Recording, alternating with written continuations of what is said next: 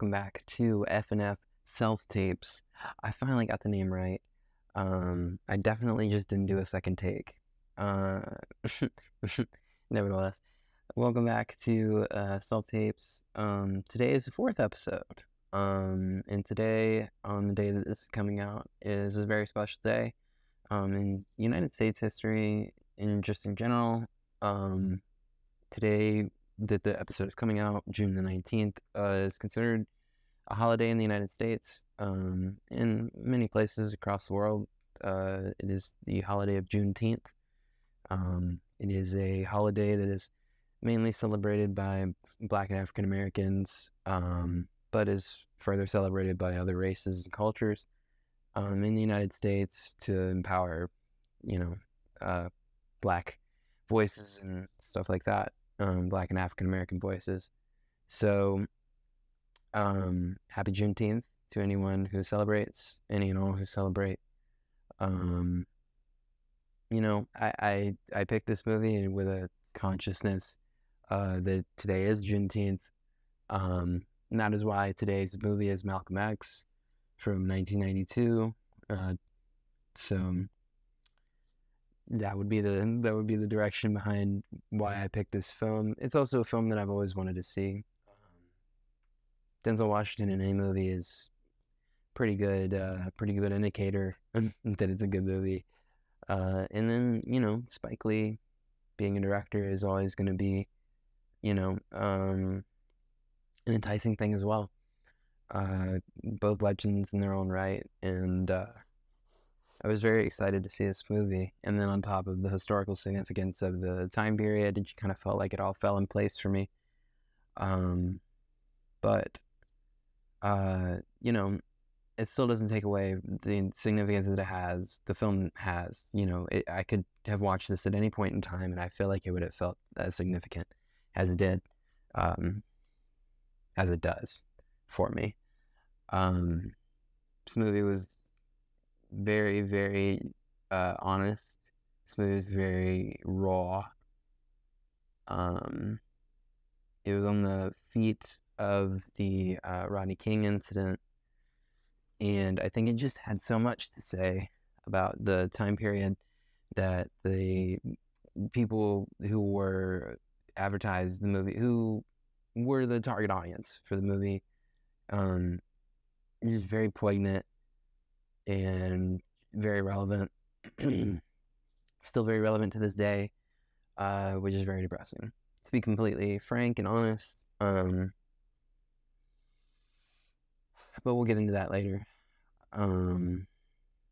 Just want to give a little bit of context into why we picked this movie, the significance of the date and everything like that, because brushing over that I feel like would be a little bit unfair and uncouth. So I did not want to lead with anything other than that. And for anyone who doesn't know, Juneteenth is not a celebration of the Emancipation Proclamation by Abraham Lincoln. It was actually Major General Gordon Granger's address to the people in Texas that happened on June the 19th of 1865. And clear up that misconception. If I can be a part of clearing up that misconception, I'm happy to do it. So, anyways, I think that is, I think I did a good enough job. I think we can move on to the movie itself. So that's what I'm going to do. So I'm going to start out with the credits, and we'll go from there. Malcolm X was released in 1992. The runtime for this film was 201 minutes. The film is based off the autobiography of Malcolm X, authored by Malcolm X himself and Alex Haley.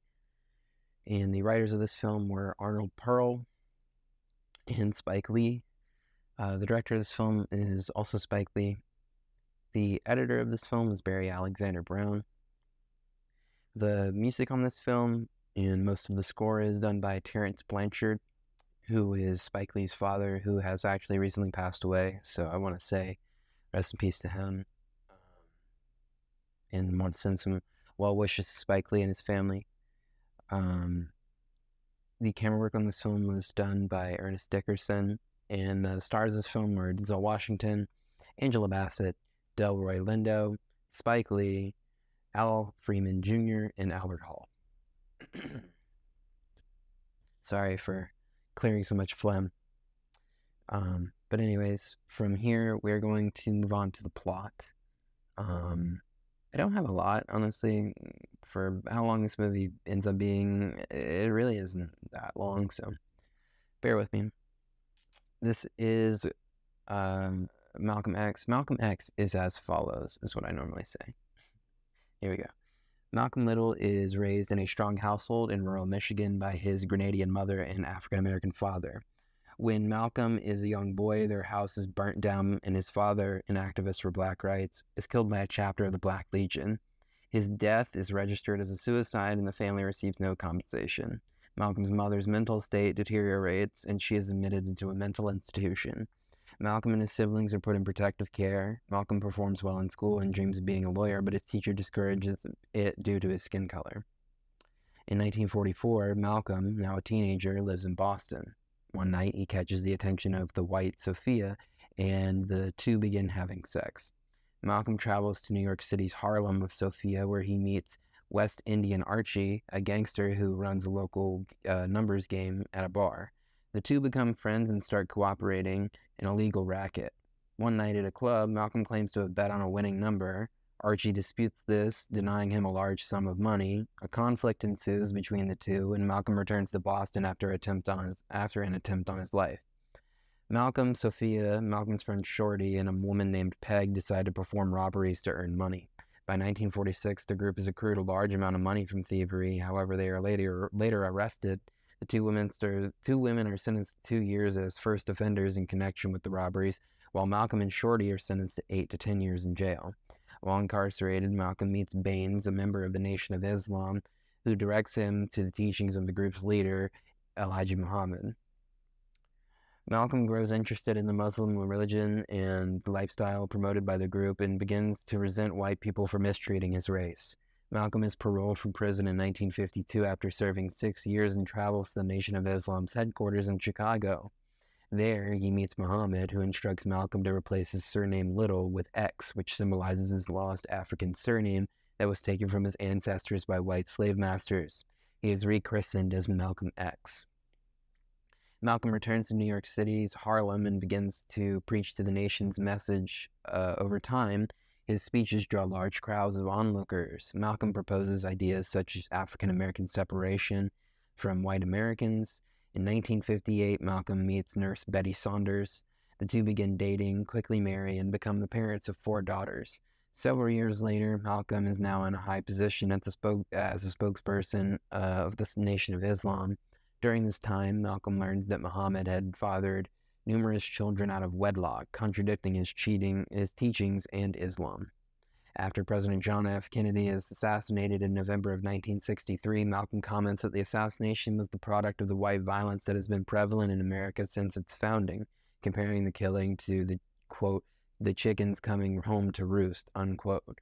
This statement damages Malcolm's reputation, and Muhammad suspends him from speaking to the press or at temples for 90 days. In early 1964, Malcolm goes on a pilgrimage to Mecca where he meets Muslims from all races, including white. Malcolm, having lost faith in the Nation of Islam, publicly announces that he is founding the Organization of the Afro-American Unity, where he teaches tolerance instead of racial separation. He is exiled from the Nation of Islam, and his house is firebombed in early 1965. On February 21, 1965, Malcolm prepares to speak before a crowd at the Audubon Ballroom in Harlem, but tragically, disciples of the Nation of Islam shoot him several times. One of Malcolm's bodyguards shoots the shooters, Thomas Hagen, in the leg before a furious crowd begins to beat Hagen. Malcolm is transported to the hospital, but is pronounced dead on arrival. The film concludes with a series of clips showing the aftermath of Malcolm's death. Martin Luther King Jr. delivers a eulogy to Malcolm, and Ozzie Davis recites Ozzie Davis, Malcolm's funeral. Nelson Mandela delivers a speech to a school quoting an excerpt from Malcolm's speeches. and that was Malcolm X. If you're wondering why I just clapped right near the end there was a gnat right in front of my face. Wanted to clear that up. But that was Malcolm X. Just from the beginning, starting with raw footage of the Rodney King incident, to the ending of more raw footage of police beatings, KKK riots, racial riots, racism in general. This movie had a very pointed and clear message from the second it starts to the second it ends. And with a figure like Malcolm X, how could you not have race and racial divide? How could you not have that at the forefront? And so I feel that this movie did a great job of making an appropriate film to attach to his life story, as you connect it with the overall story that they're trying to tell. His life story kind of lends itself to a mindset by the end of the film where I feel like, you know, if after his pilgrimage you can't see him as a person who accepts all people, then you're not watching the movie, in my opinion, and you're missing the point, and you want to miss the point. I feel like this movie is so clear in its insistence that Malcolm underneath is a good person that didn't grow up with a father, didn't grow up with a mother, grew up in foster care, was treated like a second-class citizen throughout his educational life, was treated like a lowlife by society, and then finally started to find some type of validation in his life through Islam and living a Muslim lifestyle. And to have all that, you finally feel like you have some type of purpose, and it gets ripped away from you by a person that you think you can trust. Someone that helped you find this light in your life. And to have them be the betrayer, I really couldn't imagine it. And I know I'm getting ahead of myself, getting into thoughts this quickly, but that one really is like sticking with me a lot, of the fact of putting so much trust into someone and them betraying that trust. It hurts me so much to watch, and I couldn't even imagine what that would feel like, you know. The only thing you can really say, if there's any type of silver lining, is that he didn't have to live with the thought of what happened. It just happened. As depressing as that is.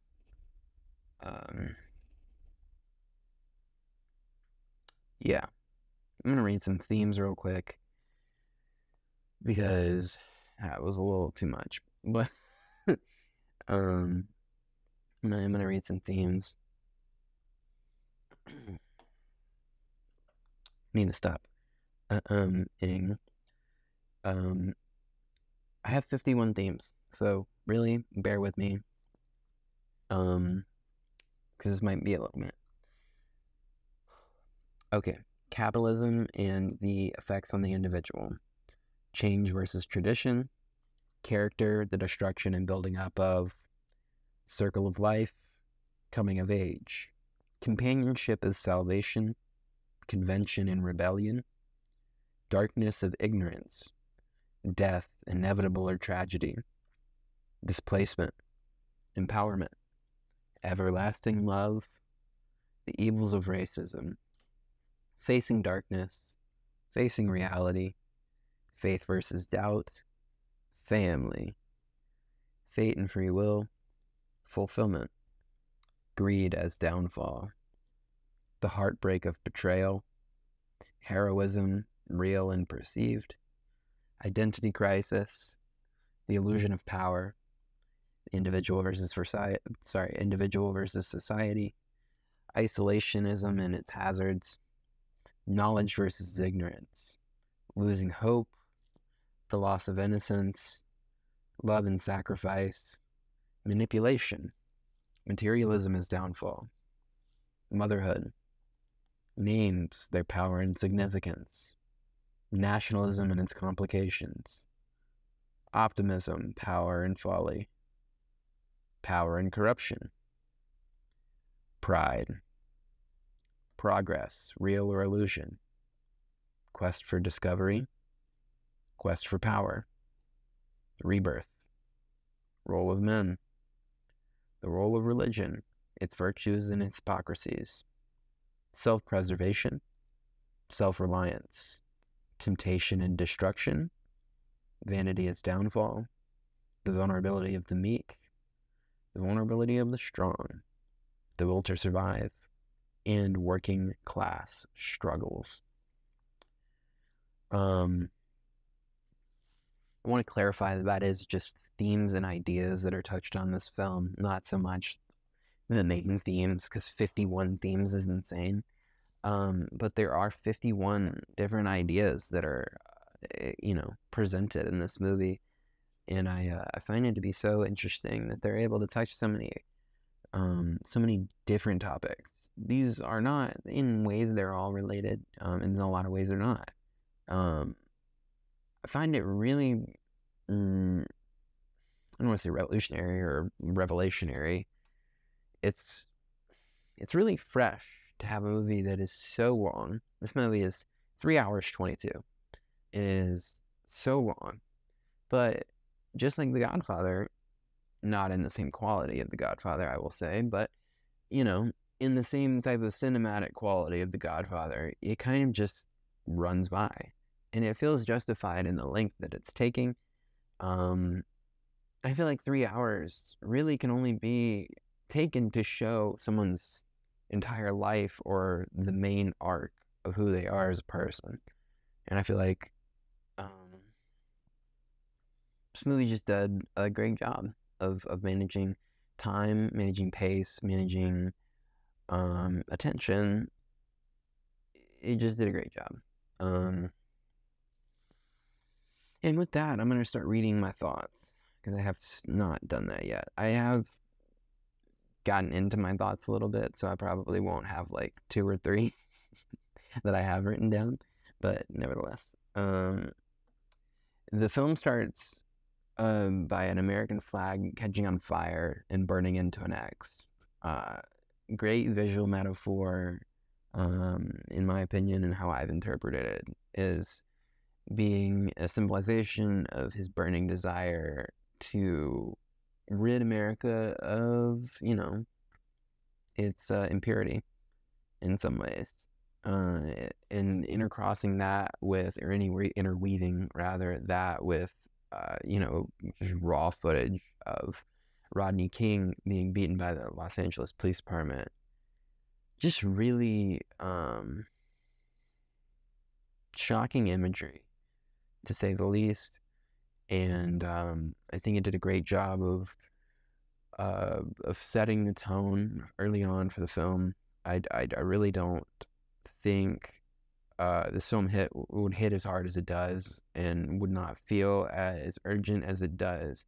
But it allowing you to know exactly who it's targeting in its first few moments, I feel like plays to the advantage of this film as a film, but it also allows the audience to understand exactly where the director and writers are coming from.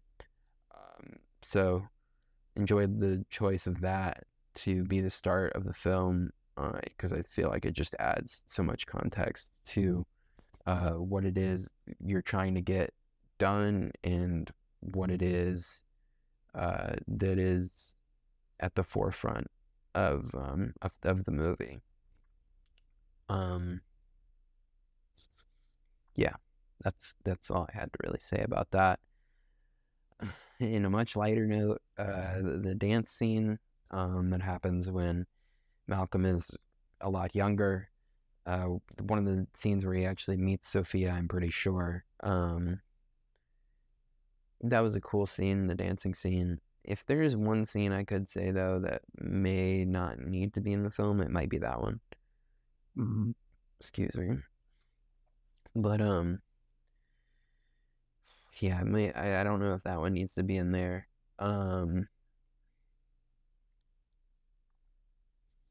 Yeah. There's not much else to say about that. But it was cool nonetheless. It was well done. I'm not trying to discredit the work or anything. It was well done, and I liked it, but I don't know that it was necessarily in the right place with this movie. But I could be wrong. Who knows? I may be just underestimating the significance, and maybe I will watch this movie sometime in the future and understand the true significance of it. But at the moment, I'm like, maybe we cut that one out. But moving on, the amount of extras in that Joe Louis celebration scene was very staggering. I've thought about this a lot, actually, from going back and forth of watching older movies and newer movies and stuff. The newer movies are cool with having like 25 on-set extras and then filling the rest in with CGI people, because who the fuck's gonna know? You know what I mean? But you watch a film like Lawrence of Arabia where they literally had like, I don't know the exact number. I'm just gonna say a number, and it's probably more, but they had like 50,000 extras. And just the idea that movies used to be this otherworldly thing to humans is fascinating to me, and the fact that that wall was effectively broken down, I mean, with the creation of social media. But yeah, just thinking about movies back in the day and how they were made, and how much easier it was to get to get extras to be in things. And this movie is a great representation. They had so many extras, and they were all dressed like they were from the 40s. 40s cars in the road and everything. And wild to think about. Wild scenes. And I enjoyed it. I enjoyed it a lot. It really did a lot to immerse you into the world, and I enjoyed it. Moving on here, the scene where he introduces himself to West Indian Archie, right before that, he smacks the ever living shit out of someone with a bottle. And I just want to remark, he really slapped the ever living shit out of this guy. I really can't emphasize that enough. The smack was so hard. So hard. Yeah. My next note here says his falling in and out with West Indian Archie was very interesting to watch. Because it was. West Indian Archie was a really cool character that was recurred through the film. Wasn't just a first act guy to kind of get Denzel over, really. It was more of a grounding role, as a role meant to ground Malcolm's character, and help perspectivize his character throughout the whole movie. You know, once he is saved, quote unquote, by the Nation of Islam, he goes back and visits West Indian Archie, and Archie is in kind of a state of psychosis, almost. And it really depresses Malcolm, and it's not really something he seemingly can deal with. So that was something that was hard to watch. Denzel played it perfectly, as he normally does. And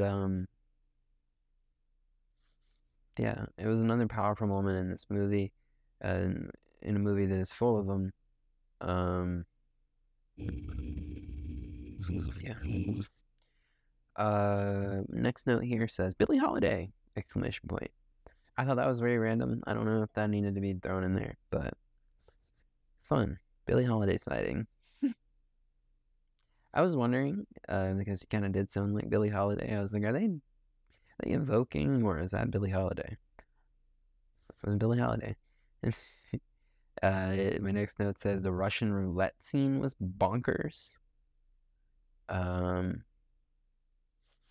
Yeah. The idea that he actually did this to someone is really funny. Later revealed that there was no bullets in the gun, so even if it was real, you know, not really not really a big deal, you know. Or sorry, the front is awesome. I enjoy the front of it all. I got lost in my own thoughts right there and just started talking. Just being honest. But I really enjoy that scene of showing how he is someone who can influence people with the way that he speaks. And I feel like that was really the emphasis in the idea that they were trying to get across in that scene. And they did a really good job of it. They sold him very well. So,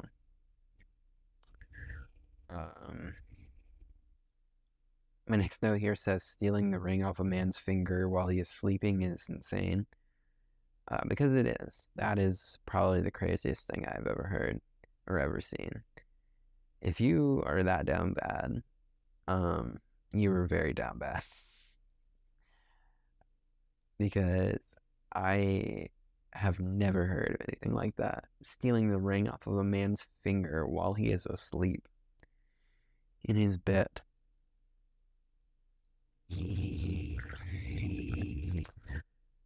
Pray for that man.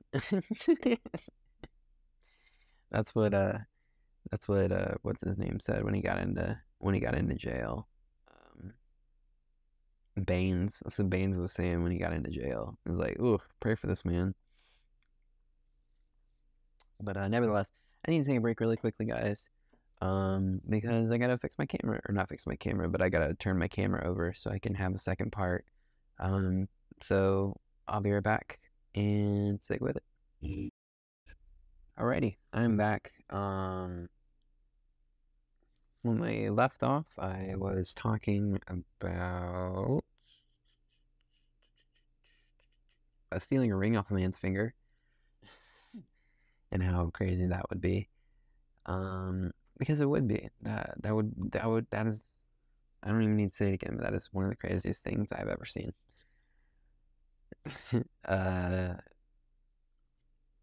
Next scene was incredible. The next note I have is dictionary scene was very well crafted and edited.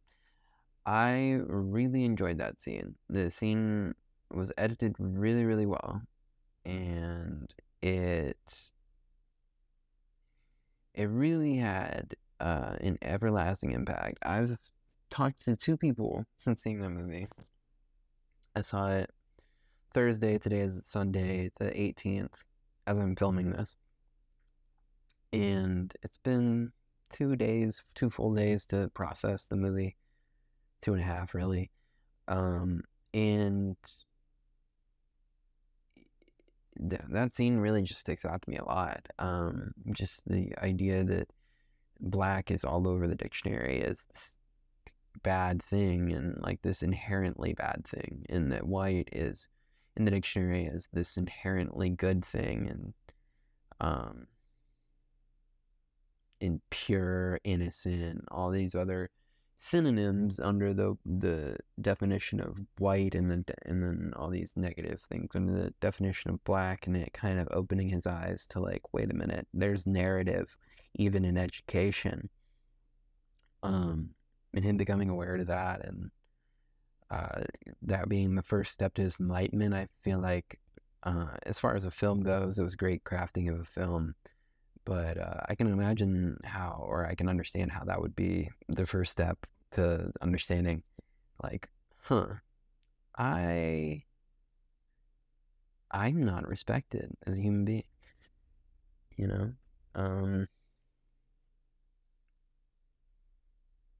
Yeah, I think that's all the deepest I need to go into that. Just a really, really good scene altogether, to tell a really good story that I believe to be, more than likely true. So that's fun. I really enjoyed the scene where he meets Elijah Muhammad for the first time, almost giving him this like deity type status, and the way that the character is played as if he's, where he talks slow and very methodically. I feel like it just plays super well. And I don't know actually what Elijah Muhammad acts like, so I probably should have watched some of his stuff before I came on the podcast. But nevertheless, uh,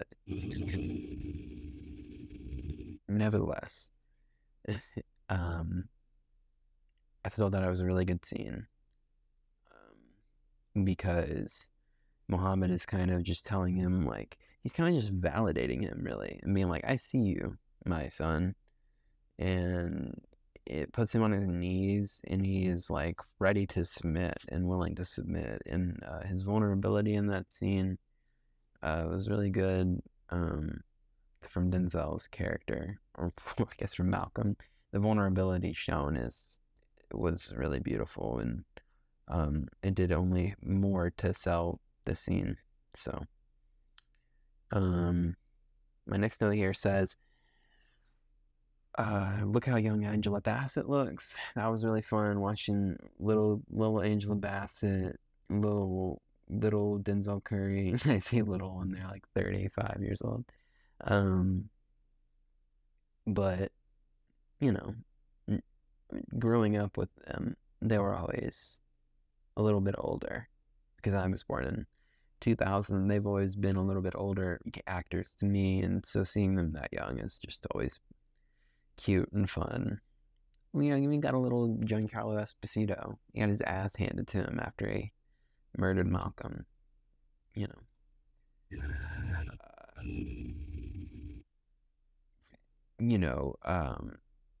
Rightfully, rightfully got his ass handed to him after assassinating Malcolm. But it was really fun just to see all those people a little bit younger in a really good film. My next note here says, their show of solidarity to the member of the temple who was attacked was very powerful. The way that they were, being honorable, and the way that they conducted themselves and everything was just something that was really interesting to watch. Even from this film, so I can only imagine what it would be like in real life. Yeah, because it was very powerful in this movie. So, that was cool. Next, note I have here. I have this film is great. Film is a great piece of advertising for the Church of Islam. I'll tell you what, man. If you're an impressionable person, you might be a Muslim by the end of this.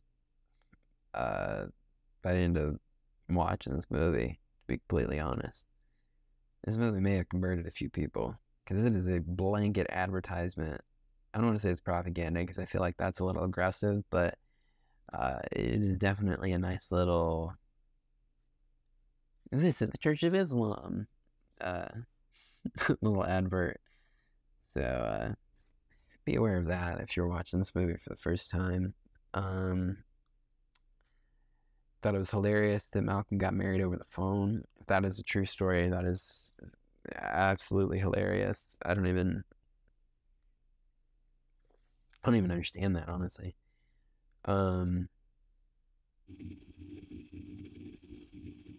Yeah, I don't know. I got broken up with over the phone. I've never think to ask someone to marry me over the phone.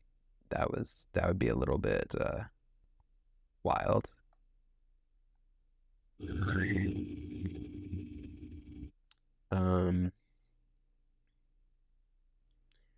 I have this note, the dialogue and their argument was really well written.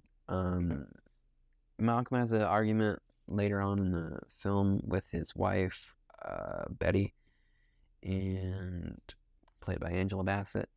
And it was really, really well done. I thought it was really, really well scripted. I thought both of them had very relevant points, and it just made digestible sense. And I really enjoy when arguments can feel like they were justified in a certain way, or justified in any way, because why are you having characters argue if their argument is not justified? Yeah, it is, it's weird that that has to be a note, but it is. I spoke about it earlier a little bit. My next note here says the betrayal that he experiences has to be world shattering. To have really no family, finally find your purpose, find your family through that purpose, and like really give your life to said purpose. To see how the Nation of Islam, I mean, they fucking killed him.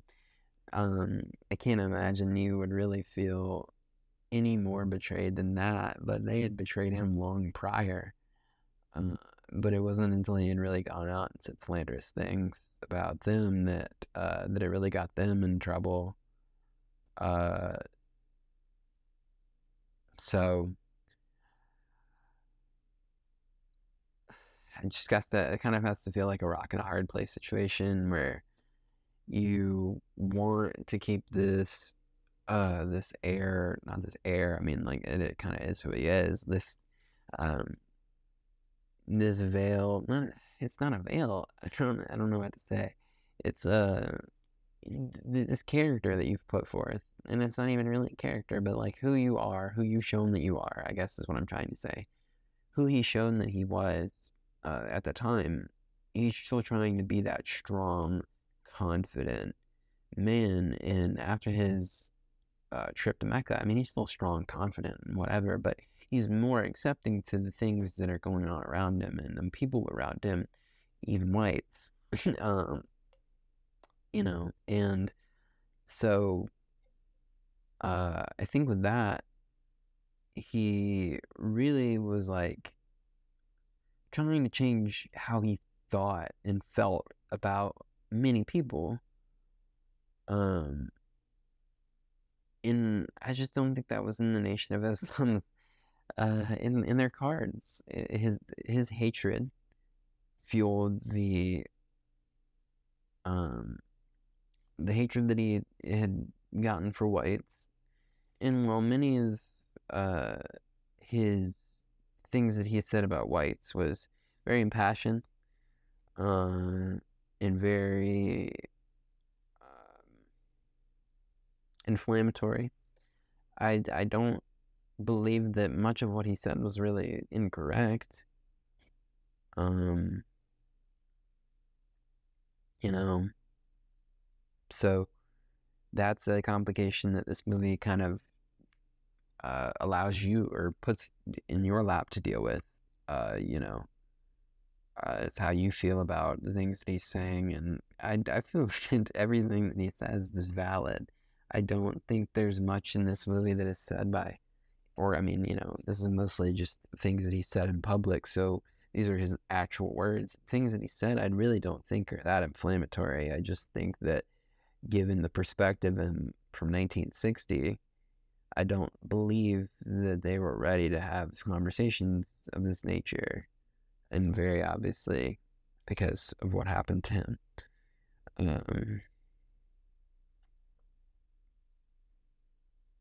But, you know, nevertheless, it doesn't justify any of the betrayal. It doesn't justify any of the violence threatened to his family, exerted onto his family, any of that, really. I mean, it's just kind of, it's kind of. It's very devastating. And this movie's third act is truly just devastating.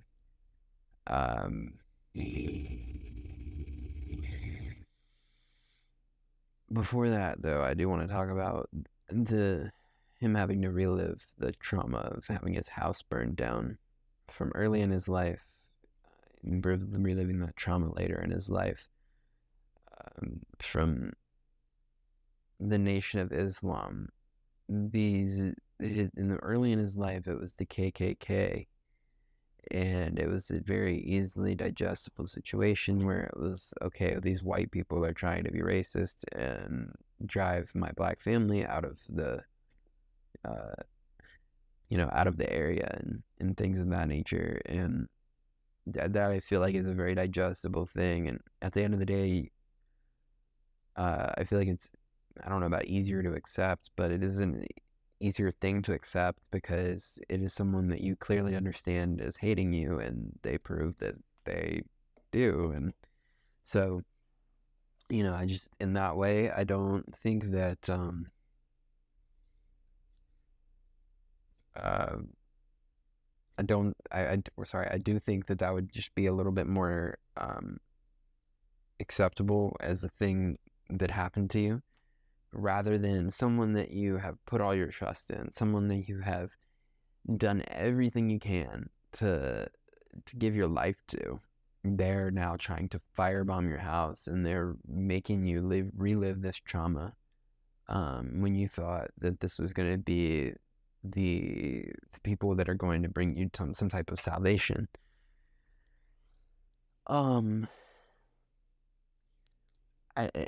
It's just really just heartbreaking to think about. And he knew that he was going to die on that day when he was getting ready for the Audubon. And then assassinating a man in front of his family is the most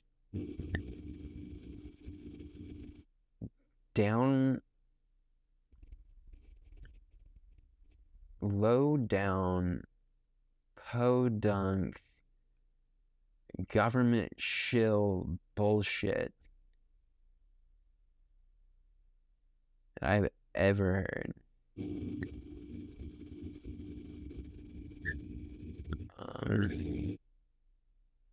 And the fact that their family, every one of them, had to deal with that trauma is haunting to me. I can't even, it's hard for me to think of as a scene in a film. Imagine that's your fucking life. That is so fucked. And I mean, like, no amount of reactionary things that I can do right now in this seat could ever perspectivize what that family must have felt at the time and constantly felt all the time.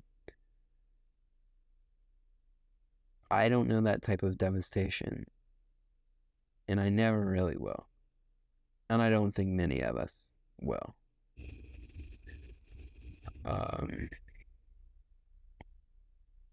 Just truly a tragedy, in every sense of the word. And yeah, and that's it on that. I need to move on because I can't think about this anymore. It's just the most heinous thing I've ever heard. The end sequence of this film is really beautiful. It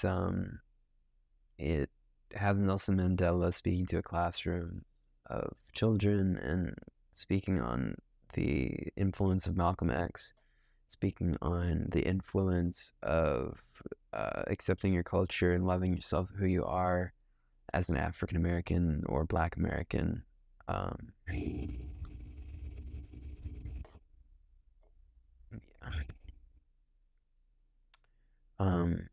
I really enjoy the music curation in this film. It was really done by Terrence Blanchard. Again, rest in peace to Terrence Blanchard. He just passed away recently. I would say in the past month. He was 92 years old. He lived a very full life. He was a very talented musician. And he scored every single one of Spike Lee's films, all the way up until his most recent. So, shout out to a very hardworking man, hardworking until the day that he passed. So, just something that we can all aspire to be like, and a true figure of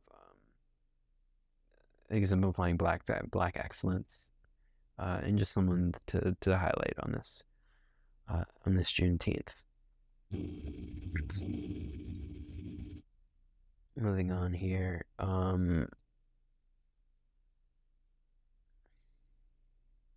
I really said everything else left on my list, so I think that's actually going to be it for it.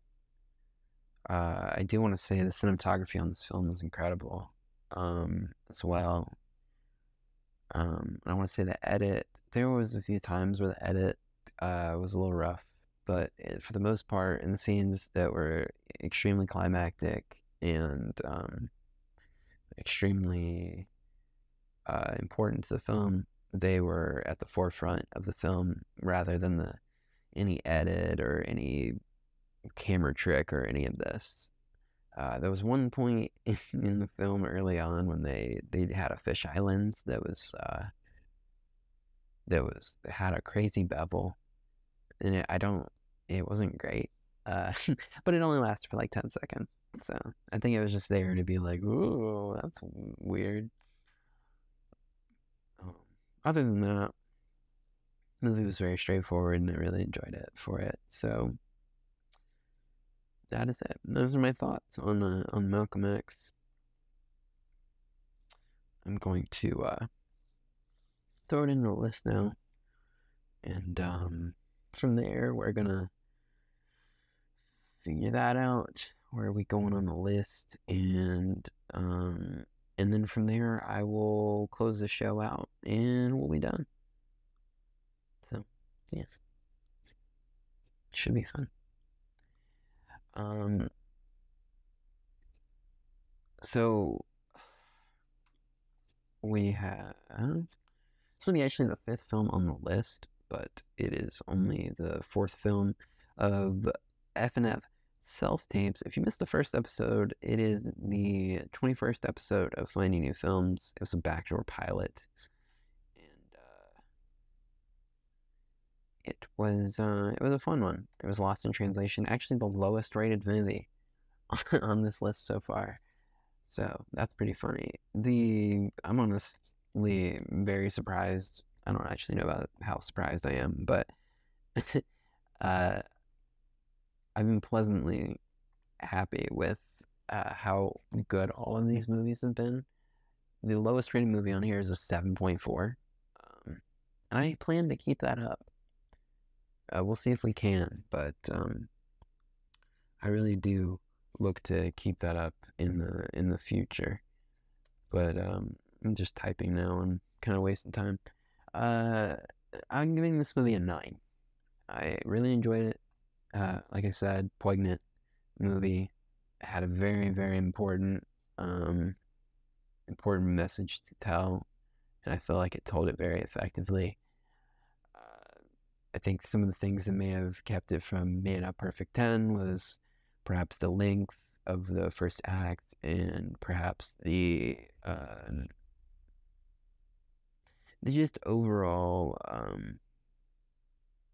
insistence to kind of include everything. I think this movie may have kind of done with a little more subtlety in allowing the reader really to, or reader, the viewer really to decide how they feel, so much rather than telling them how maybe they should feel. And maybe not everybody feels that way, and that is just kind of a way that I did kind of feel sometimes. maybe a little more subtlety could have taken this movie even a little bit further. And then the fact that's even possible is pretty mind-boggling. But yeah, I mean, pretty solid. You know, I don't think you can get more solid than a 9 out of 10. Well, 10 out of 10. That's pretty solid too. But you know what I mean. 9 out of 10 is a very solid movie. That actually throws it into second, in between Portrait of a Lady on Fire, and The Great Dictator, 1940. Yeah, that's it. That's it for the episode. So now I'm gonna get into my little outro spiel. Tune in next week to FNF Self Tapes. Our next film is Near Dark from 1987, a film that was directed by Catherine Bigelow. It is actually her first film that she ever directed. So that'll be fun. A little bit of a twist up. We'll have more of a lighthearted episode next week, just doing a slasher movie. Not that this episode needed to not be lighthearted. Like I said at the top of the show, I think what today was, if I had skirted past what day today was, it would have haunted me. I don't know. That's probably that's too much. I would have felt bad. I will say that. I had a very clear opportunity to uplift and empower a film made by Black people, performed by Black people, and edited by Black people and Black and African American people, and I didn't take it on the most layup of days. You know, I would have given myself shit for that. So, nevertheless, we are done with this podcast. So next week, tune in for Near Dark. Yeah, just a slasher movie. Tune in this Friday for the main Finding New Films podcast of FNF, as it is on Spotify. This week I've got Preston as a guest. He's rejoining us to discuss the film Blood Simple by the Coen Brothers. I actually have to go watch that movie now, right after I get done filming this, but we're going to be watching Blood Simple, quick little 90-minute crime drama, first Coen Brothers movie, so very interested to see that.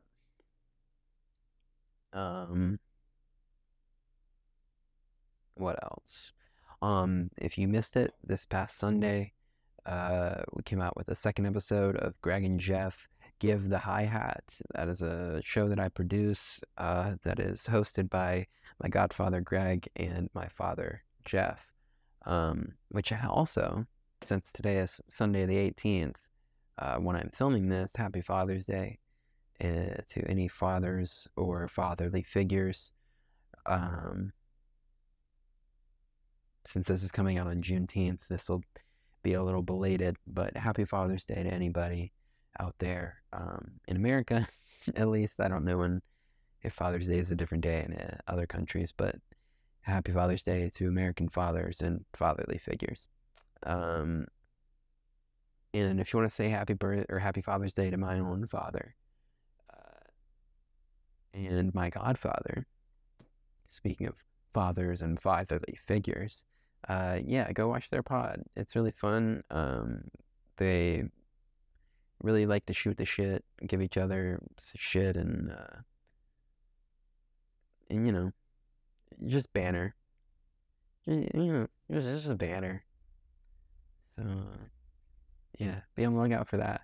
Or not on the lookout. Go look for it. I think we should have another episode this upcoming Sunday, barring something crazy. But go check that out. Their episode this past week was about sports betting. There's a new law in North Carolina regarding sports betting, and they were just kind of talking about sports betting at large. So yeah, go check that out. They'll do themed episodes every week. Next week we do a completely different theme. They haven't told me what the theme is yet, so we'll figure that out. Anyways, just go watch it. Watch Finding New Films this Friday. Watch FNF self-tapes again next Monday. And then Finding New Films will be on Friday again the week after this Friday. So look out for that. I've said everything I need to say other than please subscribe if you're watching this on YouTube. Like the video. If you're listening to this on Spotify or any other streaming platform, hit that follow button, rate the pod. Anything helps genuinely, and we appreciate it if you listen this far and if you're a supporter. So that's it for me. I have been Hunter Harris. I've been your host, and I will see you guys soon. Mwah.